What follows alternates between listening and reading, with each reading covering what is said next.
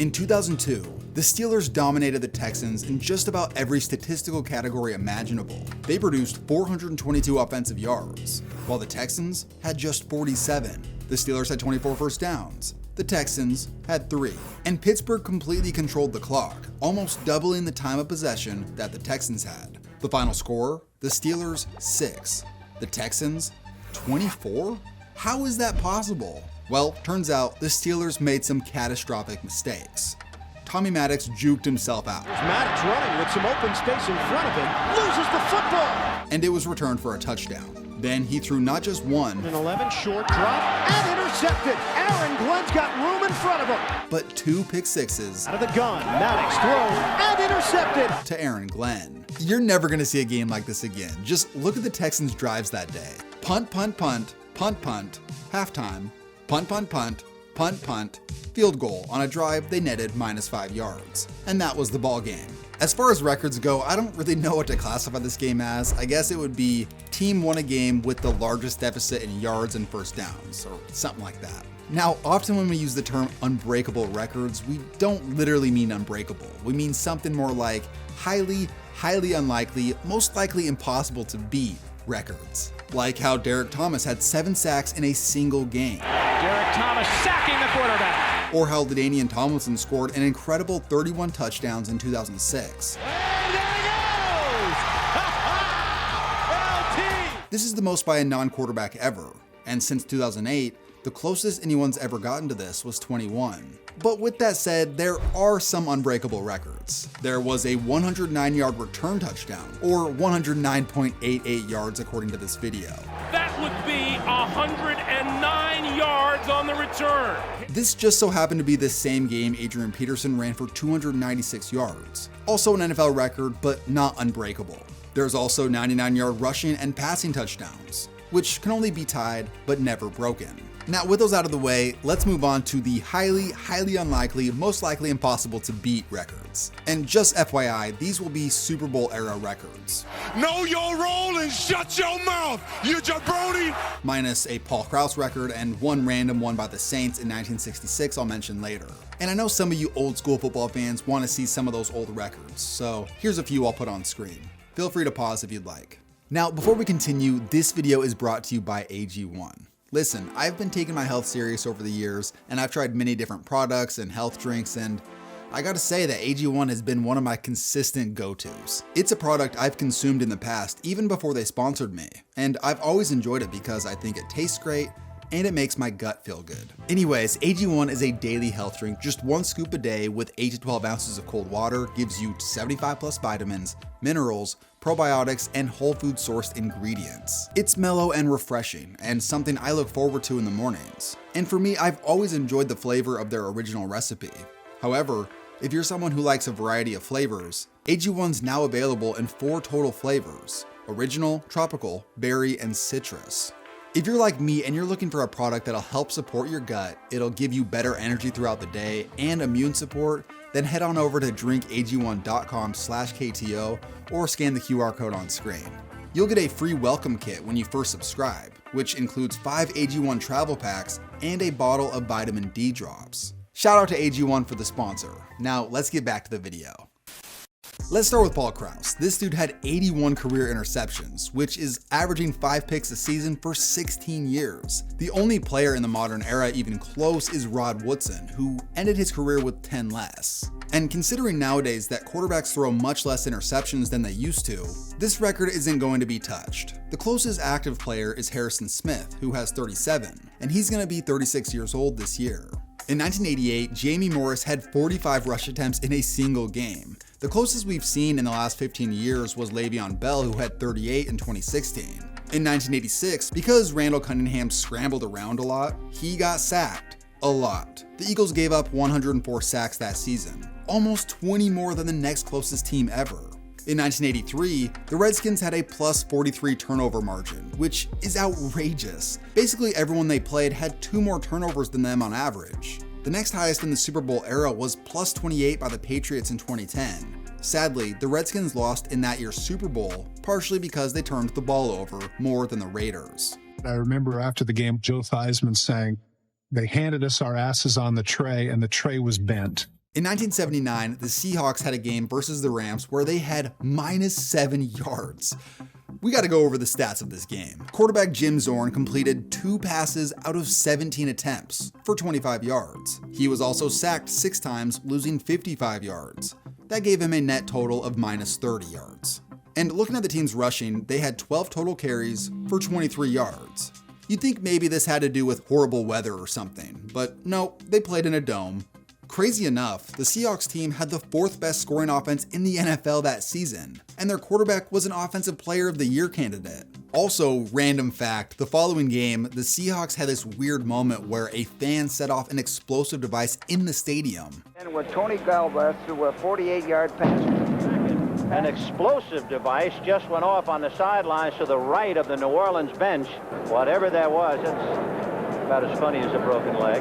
The craziest part to me about this moment was just how nonchalant all the fans are acting around him. This isn't exactly a record, but I can't imagine this ever happening again. At least, I hope not. Speaking of explosions, punter Steve O'Neal had a cannon for a leg, and one time he had a 98-yard punt. From the eye test, it looks like the ball traveled around 70 to 72 yards in the air before it hit the ground, and it couldn't have possibly stopped in a better spot. So many things have to be perfect that, it's just such a, that was my perfect day. Now, as far as punt returns go, you're never going to see punts returned beyond about the 6 or 7 yard line, mostly because of coaching nowadays. They tell their players to let the ball bounce into the end zone to get that touchback. However, prior to 2004, the automatic touchback rule wasn't in place. Oh, does he bang this one? Whoa! And before that rule change, this happened in 1994.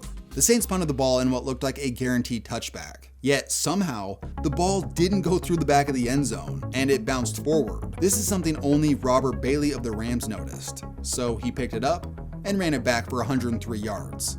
Wait a minute, what's going on out here? This is going to be a touchdown. This is technically the longest punt return in NFL history. Technically, players can still run the ball out of the end zone on punts, but if a player caught a ball in the end zone on a punt, he would be cut the next day. What Robert Bailey pulled off was a once-in-a-career moment. A lucky little play you rarely see happen. However, Devin Hester, the greatest punt returner of all time, rarely needed any sort of luck because he was so damn good. When his career was said and done, Devin Hester produced 20 non-offensive touchdowns, which included 14 punt return touchdowns, 5 kick return touchdowns, and a missed field goal returned to the house. He is going to go all the way. What a deke by Hester. That is still one of my favorite plays of all time because he acts so nonchalant when he catches the ball. And then he just blows past everyone to get to the end zone. It's pretty awesome that he made it into the Hall of Fame last year. This guy was one of the most unique players in NFL history, and back in the day during recess, every kid when they catch a punt or a kick or whatever, they would pretend they were Devin Hester. Continuing with the return theme, this next stat is crazy. The contrast between these two teams achieving their first ever kick return touchdown is wild. The Tampa Bay Bucks played their first season in 1976, and they didn't record a kick return touchdown until 2007. Meanwhile, the Saints played their first season in 1966. And how long did it take them? 1 kick return.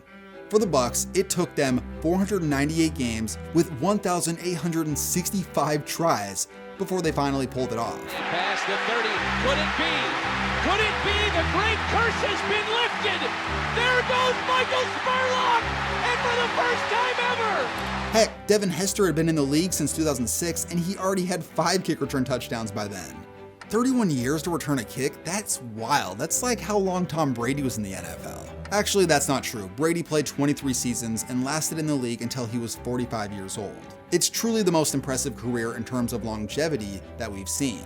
However, it's not the longest career in NFL history. That honor belongs to George Blanda, who played in the NFL from 1949 to 1975, 26 NFL seasons. There's a few facts about Blanda that I gotta share. First off, he was primarily a quarterback, but he was also a kicker. By the time he was 40, his days starting under center were over.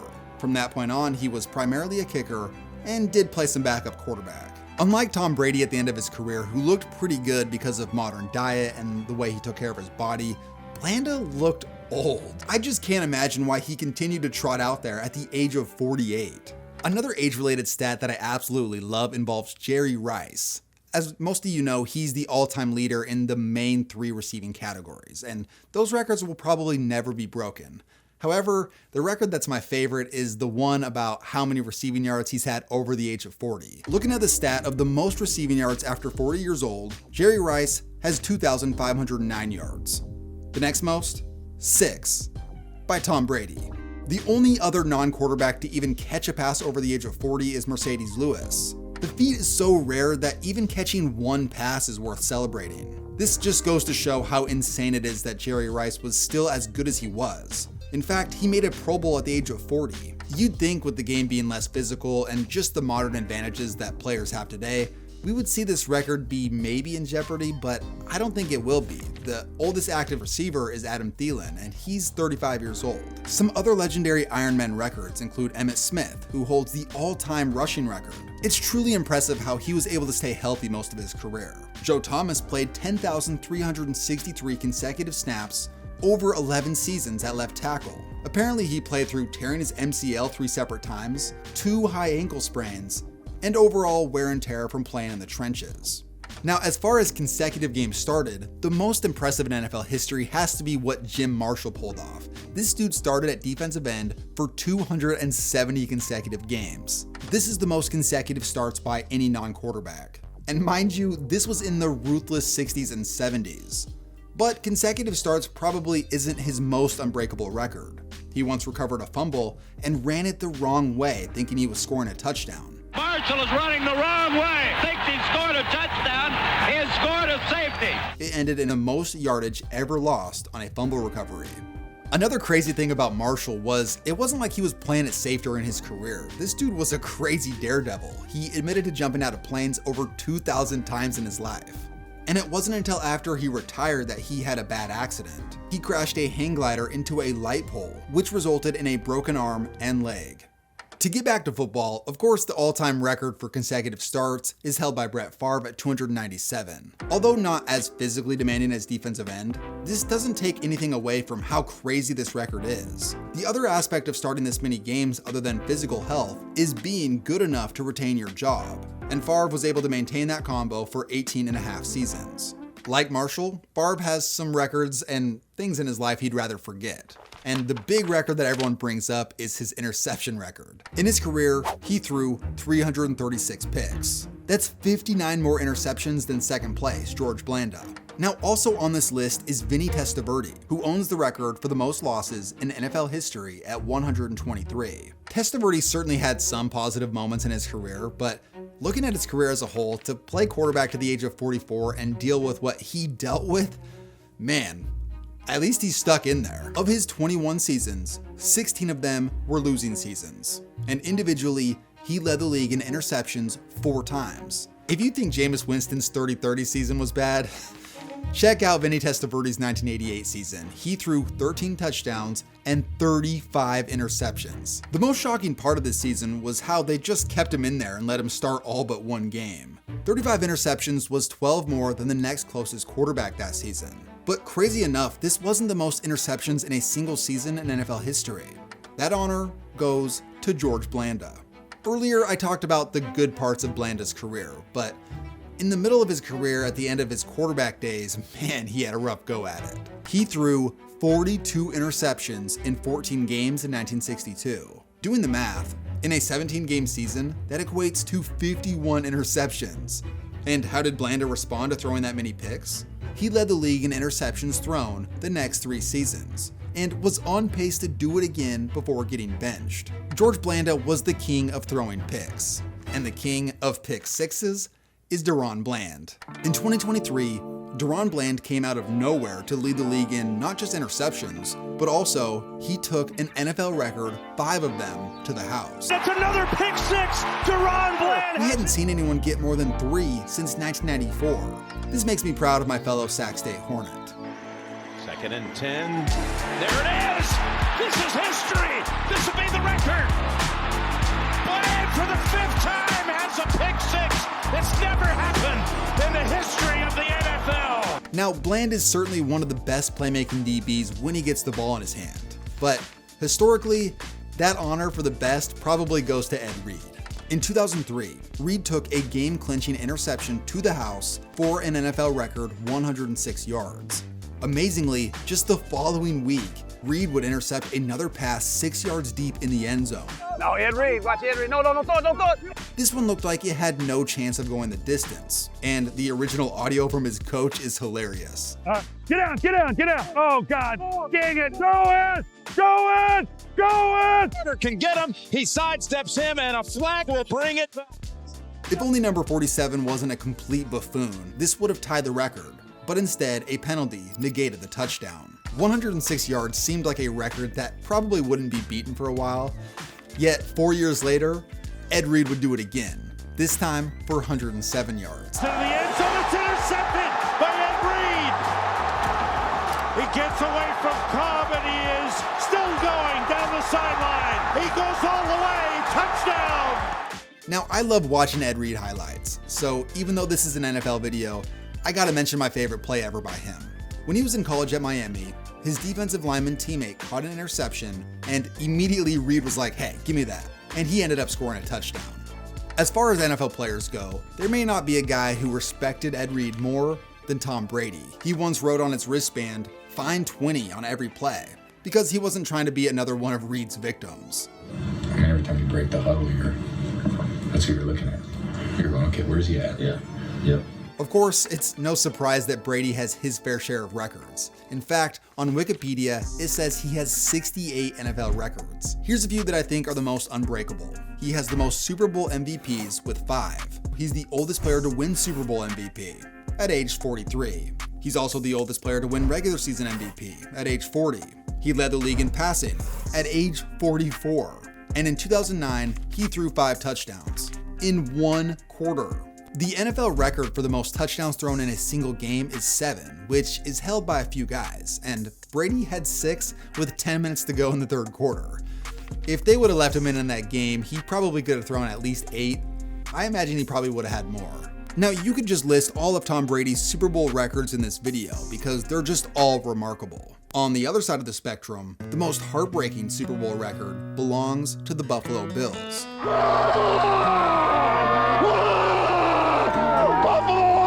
This time, 3 times, the 3rd time is a charm. They lost 4 straight Super Bowls in a row in the 1990s. That's gotta be one of the most painful 4-year runs in NFL history. But I'm sure Bills fans would rather have experienced that than what Bucs fans experienced when their team began. Tampa Bay started their franchise by losing their first 26 games in a row, an NFL record. That's 6 more than the next closest Super Bowl era team. The other fact about this era's Bucs was just how terrible their offense was in 1977. They're actually the worst offense in NFL history according to how many points they scored a game, and I made an entire video about it. They averaged an all-time low 7.4 points per game, which included getting shut out 6 times. And in their first win ever as a franchise, they scored 33 points. Yet, it was their defense that scored most of their points. They had 3 defensive scores that day. It was basically what we saw happen in the intro of this video with the Steelers and Texans. As the old saying goes, defense wins championships. Or, I guess in this case, defense can sometimes bail you out when your offense is terrible. Muncie and Galbraith, the setback. Scott throwing. Intercepted! That could be an easy 6 points.